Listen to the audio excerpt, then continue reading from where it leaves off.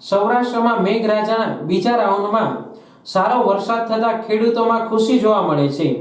ખાસ કરીને અમરેલીના બગસરા સહિતના પંથકમાં સારો વરસાદ પડ્યો હતો। બગસરાના ઉપરવાસ વિસ્તારોમાં સારો વરસાદ વરસતા મુંજિયાસર ડેમમાં અડધો ફૂટ કરતાં વધારે પાણીની આવક થઈ છે।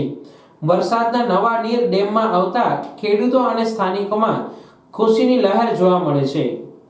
બગસરા ખેડૂત અગ્રણી વિઠ્ઠલભાઈ હિરાણી, જિલ્લો અમરેલી।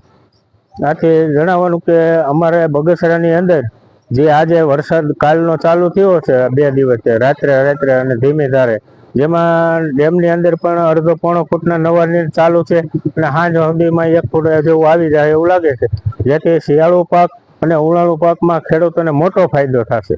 હું રમેશભાઈ ગોંડલિયા, ખેડૂત અગ્રણી, ગામ બગસરા, જિલ્લો અમરેલી।